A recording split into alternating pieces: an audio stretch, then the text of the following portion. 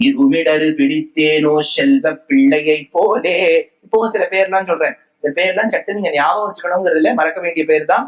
சையத் சலார் மசூத், ஹஸ்ரத் சையத் சலார் மசூத் கசி அப்படின்னு 1000 வருஷத்துக்கு முன்னாடி பாரத தேசத்தை போர் தொடுத்த பூர்வாச்சாரியர்கள்ல ஒத்தறிவர். இவர் என்ன பண்ணுமா, இன்னொரு மகனீயர் பூர்வாச்சாரிய சுரக்ஷிதாம், ரொம்ப ரொம்ப புண்ணிய மன்னவர் முகமது கஸ்னின்னு பேரு. அவருடைய ரிலேட்டிவ் இந்த மசூத் கசி. இந்த மசூத் கசி என்ன பண்ணார், தெற்கு பாரதத்துக்கு வந்தார். எங்கெல்லாம் கோவில்ல விக்கிரகங்களை பார்த்தாரோ டக்கு டக்கு டக்கு டக்கு டக்கு டக்கு இது பிடிச்சிருக்கு அது பிடிச்சிருக்கு கடிகா வாங்குற மாதிரி எல்லா விக்கிரகத்தையும் எடுத்துட்டு போயிட்டார். எடுத்துட்டு போனோம்னா ராமானுஜர் மேலக்கோட்டைக்கு போயிருக்கார். நான் சொல்றதெல்லாம் 1000 வருஷத்துக்கு முன்னாடி. அங்க பார்த்த கஷ்டப்பட்டு மூலமூர்த்தியை எடுத்தாச்சு செல்வப்பிள்ளை. உற்சவமூர்த்தி எங்க காணும்னா அது ராமர் ஆராதித்த பெருமாள், அவருடைய வம்சாவளி ஆராதித்த பெருமாள், ராமப்பிரியன்னு பேரு. எங்க போச்சுன்னு தெரியல. எல்லாரும் தில்லி போச்சு, தில்லி ஷா கிட்ட இருக்குன்னு சொன்னாங்க. உடனே ராமானுஜர் சென்றார். இதெல்லாம் பின்னாடி வர புஸ்தகங்கள்ல சொல்லப்பட்டிருக்கு. தாரீக் ஃபிரூஸ் ஷாஹி அப்படின்னு 1357 எழுதப்பட்ட புத்தகம். அக்பரி அப்படின்னு அப்துல் ஃபசல் ஒருத்தர் எழுதிட்டார்.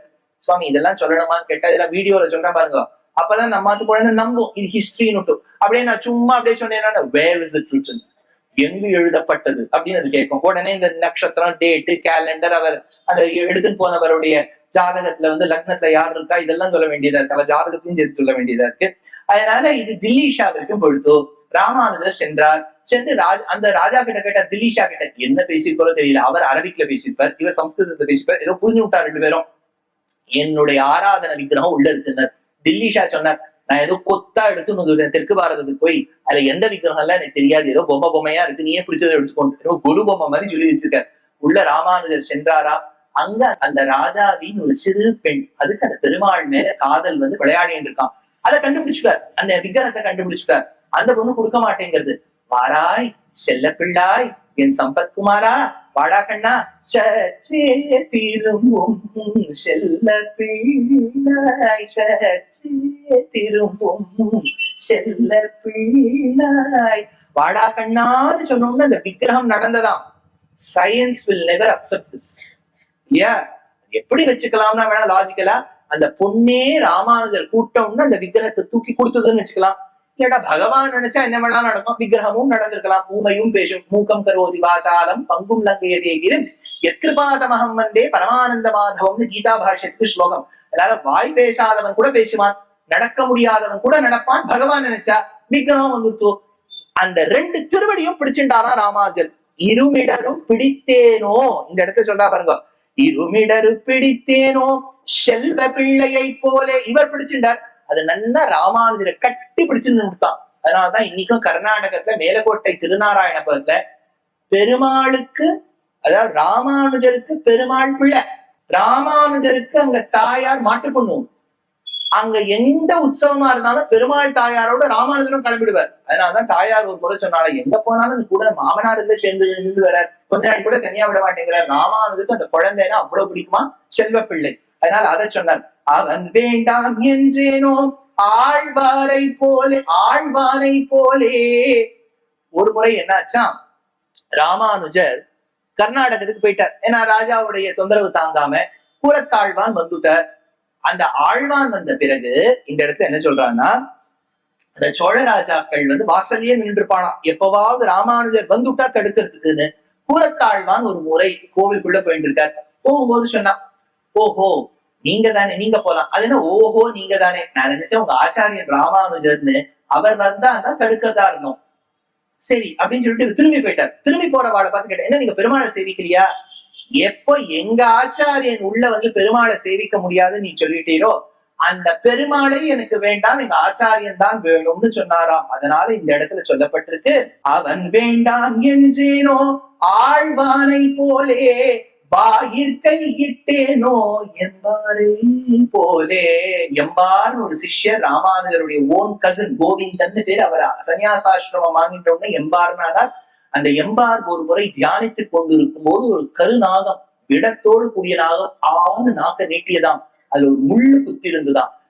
கையில பட்டு வஸ்திரத்தை சுத்தி கொண்டு, அது கடிச்சாலும் பரவாயில்ல, பாம்பு கடிச்சவாளி காக்கிறவாளையும் கடிச்சுக்கும் பரவாயில்லன்னு சொல்லிட்டு அந்த முள்ளை எடுத்தாராம். ஏன்னா இந்த பாம்பு தானே நாராயணனுக்கு படுக்கை, இதுதானே என் நாராயணனுக்கு கொடை, இதுதானே என் நாராயணனுக்கு மரவடி அப்படின்னு சொல்லிட்டு முள்ள எடுத்தாராம். அதனால இந்த இடத்துல சொல்றா, வாயிற் கையிட்டேனோ, வாயிற் பாம்பின் வாயில் கையிட்டேனோ எம்பாரை போலே.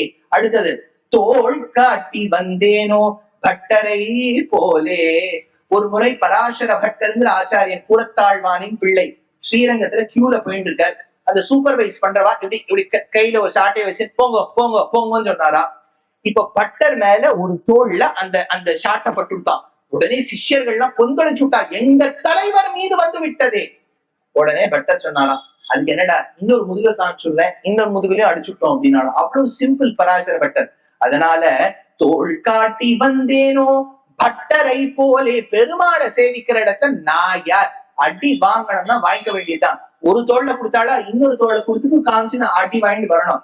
தோள் காட்டி வந்தேனோ பட்டரை போலே, வாக்கினால் வென்றேனோ பட்டரை போலே. இந்த பராசர பட்டருங்கிற பெரியவர் சின்ன குழந்தையா இருக்கும்போது தெருவில் விளையாடிட்டு இருக்கார். அப்படி வரும்போது வித்வான் வந்து அந்த பக்கமா வந்திருக்கார். அந்த வித்வான் வரும்போது ரொம்ப விஷயங்கள்லாம் படிச்சவர். இந்த ஊர்ல போட்டியிட வேண்டும், எல்லாரையும் வென்றவன் நான் என்கிற மெதப்பில் வந்து கொண்டிருந்தார். இந்த சின்ன குழந்தை பட்டர் ரோட்ல விளையாடிட்டு இருக்கு. இத பார், நான் யார் தெரியுமா, எதுவும் பெரிய வித்வான் மாதிரி இருக்கு, எனக்கு எல்லாம் தெரியும் தெரியுமா, அப்படியா அப்படின்னு சொல்லிட்டு இது கைப்பிடி மணல் எடுத்துருந்தது. என் கையில எவ்வளவு மணல் இருக்குன்னு சொல்லு அப்படின்னு. இந்த வித்வான் தவிச்சுட்டாரு, எவ்வளவு அளந்து பாட்டாதான் தெரியும், கைப்பிடி மண் இருக்குன்னு சொல்ல தெரியல, நீர் என்ன எல்லாத்தையும் படிச்சிருக்கீர் அப்படின்ட்டு. அதனால வாக்கினால் வென்றேனோ பட்டரை போலே. ஹேண்ட்ஃபுல்னு சொல்லுவோம் இல்லையா இங்கிலீஷ்ல. How much is there? You don't have to quantify. You don't have to say 173 grams. How much of sand do I have in my fist? A handful. அவ்வளவுதானே நீ சொல்லியிருக்கணும். எனக்கு தெரியல, அதை அளந்து பார்க்கணும், வெயிங் ஸ்கேல கொடு, கிராம்ஸா வேணுமா உங்களுக்கு, பாயிண்ட் டெசிமல் பாயிண்ட் எதுக்கு இதெல்லாம்? இது சொல்ல தெரியாத நீ நான் என்னவா சாஸ்திரம் படிச்சிருக்கேங்கிற. வாக்கினால் வென்றேனோ பட்டரை போலே, உடை முதலானதானேனோ அனந்தாழ்வானை போலே. ஆதிசேஷன் என்னெல்லாம் கைங்கரியம் பண்றாங்க. பெருமாள் படுக்கலன்னு நினைச்சா படுக்க டயர்ட் ஆயிடுச்சுன்னு வச்சுக்கோ, படுக்க ஆயிடுறாரு. குளிர்றதுன்னு வச்சுக்கோ, பாம்புக்கு தோல் புரியும் இல்லையா, மோல்டிங்னு சொல்லுவோம். அந்த தோல் தான் பெருமாளுக்கு போர்வை. காத்த உள்ள வாங்கிட்டு ஆதிசேஷன் ஒரு இடத்த வளைவு கொடுத்தாருன்னா அதுதான் தலையணை. ஆதிசேஷன் மீது சயனித்துக் கொண்டிருக்கக்கூடிய பெருமாளை நம்ம கண்ணால சேவிக்கணும். லைட் வேணும்னா அந்த 1000 பனாமண்டலங்களுடைய கண் ஜுவாலையினால் வெளிச்சம் வருது, அவர் தான் டார்ச். பெருமாளுக்கு வேர்க்கிறதுனா அந்த நாக்க வெளியில நீட்டி ஆட்டினா அவர் தான் ஃபேனு. அதே பெருமாள் வந்து உட்காரணும்னு நினைச்சா சுத்திண்டா அவர் தான் சீட்டு ஆசனம். அவரே கொஞ்சம் வளைச்சாருன்னா பெருமாள் திருவடியை உள்ள ஃபிட் பண்ணி உள்ள அவரே மரவடி, அவரே கொடை. அப்ப கொடை அவர்தான், ஆசனம் அவர்தான், மரவடி அவர்தான், படுக்கை அவர்தான், தலையணை அவர்தான், போர்வை அவர்தான், வெளிச்சம் அவர்தான், காற்றும் அவர்தான். சென்றால் குடையாம், இருந்தால் சிங்காசனமாம், நின்றால் மரவடியாம், நீள்கடலுள் என்று மனையாம், புல்குமணையாம், பூம்பட்டாம், மணிவிளக்காம், திருமாலுக்கரவுன்னு ஆழ்வார் பாடியிருக்கார். அப்படின்னா அந்த அனந்தங்கிற ஆதிசேஷன், அனந்தாழ்வான் எல்லா விதமான கைங்கரியங்களையும் பெருமாளுக்கு செய்கின்றானே. ஒரு விதம் கூட நான் பண்ணலையே ராமானுஜரேன்னு இந்த பெண் சொல்லித்தான். அதனாலதான் குடை முதலானதானேனோ அனந்தாழ்வானை போலே. அடுத்தது, ராமானுஜருக்கு ஒரு சிஷ்யர் இருந்தாராம், ஆந்திரபூர்ணர்னு பேர். அவருக்கு வடுக நம்பிகள்னு பேர். வடுக நம்பிகளுக்கு ஆச்சாரிய பக்தி அவ்வளவு இருந்தது. யதிராஜ வைபவம்னு ஒரு கிரந்தம் பாடியிருக்கார். இந்த வடுக நம்பிகள் ஒரு முறை பால் உள்ள காய்ச்சிருக்கார். அதுக்குள்ள தெருவில் பெருமாள் வந்துட்டார். எல்லாரும் சொன்னா மடக்க இருக்க வாழலாம், வடுக நம்பிகளே வரும் வரும் வரும், பெருமாள் எழுந்த முடியாச்சு, வாங்க வாங்க. இது பாருங்க, நீங்க உங்க பெருமாளை பாத்துக்கோங்க, நான் என் பெருமாள் எங்க ஆச்சாரியன் ராமானுஜர், அவருக்கு பால் சேஷம் கொடுக்கணும், அது பொங்குமோ அதுதான் எனக்கு முக்கியமே ஒழிய உங்க பெருமாளை நீங்க பாத்துக்கோங்க, என் பெருமாளை நான் பாத்துக்கிறேன் அப்படின்னு சொன்னாராம். இங்கு பால் பொங்கும் என்றேனோ வடுக நம்பியை போலே அப்படின்னு சொன்னாலாம் பெண் பிள்ளை. ராமாயண சம்பந்தமா 20 வார்த்தைகள். அகம் வேத்மி என்றேனோ விஸ்வாமித்திரரை போலே, அனுப்பி வையும் என்றேனோ வசிஷ்டரை போலே, முதலடியை பெற்றேனோ அகலிகையை போலே, காட்டுக்கு போனேனோ பெருமாளை போலே, அக்கரைக்கே விட்டேனோ குஹப்பெருமாளை போலே, வைத்த விடத்து இருந்தேனோ பரதரை போலே, தாய் கோலம் செய்தேனோ அனசூயை போலே, வழியடிமை செய்தேனோ இலக்குவனை போலே, ஆயுதங்கள் ஈந்தேனோ அகஸ்தியரை போலே, அரகனுடன் போர்ந்தேனோ பெரிய உடையாரை போலே, அடையாளம் சொன்னேனோ கவந்தனை போலே, இனியதென்று வைத்தேனோ சபரியை போலே, அந்தரங்கம் சொன்னேனோ திருஜடையை போலே, கண்டு வந்தேன் என்றேனோ திருவடியை போலே, இக்கரைக்கே செற்றேனோ விபீஷணனை போலே, அனுயாத்தை செய்தேனோ அணிகலங்களை போலே, அனுகூலம் சொன்னேனோ மால்யவானை போலே, தசமுகனை செற்றேனோ பிராட்டியை போலே, அவன் தெய்வம் என்றேனோ மந்தோதரியை போலே, இருமன்னரை பெற்றேனோ வால்மீகரை போலே, தந்தை எங்கே என்றேனோ துருவனை போலே, இங்கு உண்டு என்றேனோ பிரகலாதனை போலே, மூலம் என்றழைத்தேனோ கஜராஜனை போலே, கொண்டு திரிந்தேனோ திருவடியை போலே, தெய்வத்தை பெற்றேனோ தேவகியை போலே, ஆழிமழை என்றேனோ வசுதேவரை போலே, ஆயனாய் வளர்த்தேனோ யசோதையை போலே, இங்கில்லை என்றேனோ ததிபாண்டனை போலே, தேகத்தை விட்டேனோ ரிஷிபத்னியை போலே, அழைத்து வருகின்றேன் என்றேனோ அக்ரூரரை போலே, பூஷ கொடுத்தேனோ பூனியை போலே, பூவை கொடுத்தேனோ மாலாக்காரரை போலே, இருகையும் விட்டேனோ திரௌபதியை போலே, அகமொழிந்து விட்டேனோ விதுரரை போலே, அந்தரங்கம் புக்கேனோ சஞ்சயனை போலே, யான் சத்தியம் என்றேனோ ஆழ்வாரை போலே, அவள் பொறியை ஈந்தேனோ குச்சேலரை போலே, கர்மத்தால் பெற்றேனோ ஜனகரை போலே, பிணவிரந்திட்டேனோ கண்டா கர்ணனை போலே, மூன்றெழுத்து சொன்னேனோ க்ஷத்ரபந்துவை போலே, இடைக்கழியில் கண்டேனோ முதலாழ்வார்களை போலே, ஆராய்ந்து விட்டேனோ திருமழிசையாரை போலே, அவன் சிறியன் என்றேனோ ஆழ்வாரை போலே, தேதுமச்சரியேன் என்றேனோ மதுர கவியாரை போலே,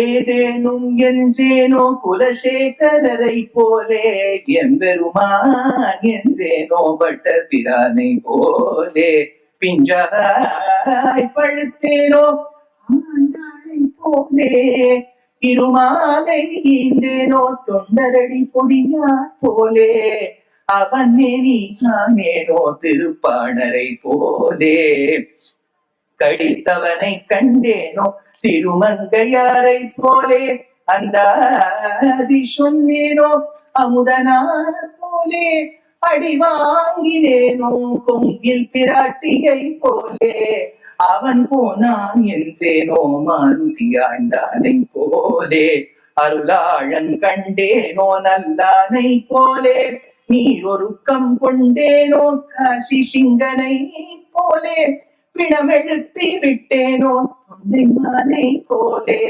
மண்பூவை இட்டேனோ குரவ நம்பியை போலே, கள்வன் இவன் என்றேனோ லோக குருவை போலே, துறை வேறு செய்தேனோ பகவரை போலே, நிலன் என்று பெற்றேனோ இடையூற்றார் நம்பியை போலே, உடம்பை நிறுத்தேனோ திருநரையூரார் போலே, என்னை போல் என்றேனோ உபரிச்சரனை போலே, நீரில் குதித்தேனோ கண்ணபுரத்தாளை போலே, அரியணை பிரிந்தேனோ தெய்வாரியாண்டானை போலே, இழைப்பு விடாய் தீர்த்தேனோ நம் பாடுவான் போலே, நெடுந்தூரம் போனேனோ நாதமுனியை போலே, அனந்தபுரம் புக்கேனோ ஆள வந்தாரை போலே, கடலோசை என்றேனோ பெரிய நம்பியை போலே, யான் சிறியன் என்றேனோ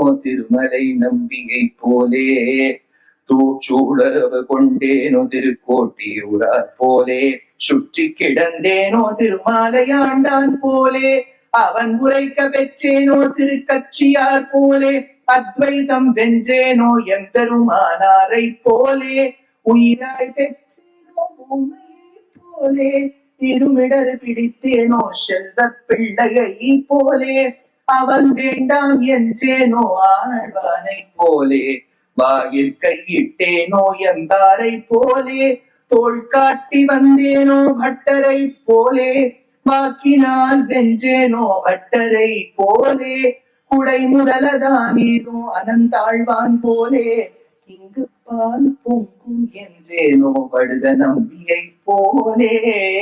81 வார்த்தைகளை அந்த பெண் பிள்ளை சொன்னது பிறகு ராமானுஜர் விஸ்மயித்து நின்றாராம். ஐயோ, பாவாடை தரித்த இந்த சின்ன பெண் பிள்ளைக்கு எவ்வளவு ஞானம்! இப்பேற்பட்ட ஞானியா இருக்கக்கூடிய பெண்ணை இந்த மண் பெற்றிருக்கே. அம்மா, நான் புகுமூர் உமக்கு போகுமூராயித்தேன்னு கேட்டதுக்கு இவ்வளவு பேசுறியே அப்படின்னா இந்த ஊர்ல இருக்கணுங்கிறவா எவ்வளவு பேசுவா, நானும் உன்னோட கிளம்பிடுறமான்னு சொன்ன உடனே இவ்வளவு ஞான ஸ்தூதி, இவ்வளவு ஒரு வினயம் ராமானுஜரை தவிர்த்து இன்னொருத்தருக்கு இல்லைன்னு நான் கேள்விப்பட்டிருக்கேன். அப்படின்னா நீங்க வந்த பெரியவர் ராமானுஜராக இருக்க வேண்டும்னு உடனே அந்த பெண் பிள்ளை விழுந்ததாம். உடனே ராமானுஜர் அந்த பெண் பிள்ளையை அழைத்து சென்று உடனே வைத்தமானந்தியை சேவித்து மேலே சரித்திரம் நகரும். அப்படின்னா நம்ம பாரத தேசத்துல ஒரு இரண்யகசிபுவுக்கு உபதேசம் செய்தது சிறு பிள்ளை, உத்தானபாதனுக்கும் சுருச்சிக்கும் நல்ல புத்தியை கொடுத்தது துருவன் என்கின்ற சிறு பிள்ளை, அண்ணாவான ராவணனுக்கு ஹிதோபதேசம் செய்தது விபீஷணன் என்கின்ற தம்பி. அப்படின்னா சிறியவர்கள் பெரியவர்களுக்கு எவ்வளவோ விதத்தில் நல்லது சொல்லலாம். இந்த கலியுகத்தை ஒரு சிறு பிள்ளை திருக்கோளூரை சேர்ந்தவள் ராமானுஜருக்கு சொன்ன 81 வார்த்தைகள். Now the wisdom and knowledge can dawn at any point in time from anyone around us. Do not see who is giving us that knowledge. Do not see who that person is. It is that wisdom that matters. It is not that age which matters. It is not the status of the person that matters. It is about what comes to you rather than from whom it comes from. அந்த விஷயத்தை சொன்ன ஒரு பெரிய விஷயம் திருக்கோளூர் பெண் பிள்ளைக்கு சேரும். இப்பேற்பட்ட குழந்தைகளை எல்லாம் ஈன்றெடுத்த இந்த பாரத தேசத்துக்கு எவ்வளவு பெருமை இருந்திருக்கணும். அப்பேற்பட்ட அந்த திருக்கோளூர் பெண் பிள்ளையின் திருவடிகளுக்கு பல்லாண்டு பாடி இதை ரொம்ப ரசிச்சு ருசிச்சு கேட்ட பாஷ்யக்காரருடைய அந்த அந்த பொறுமைக்கும் பெருமைக்கும் பல்லாண்டு பாடி கோபிகா ஜீவன ஸ்மரணம். நமஸ்காரம்.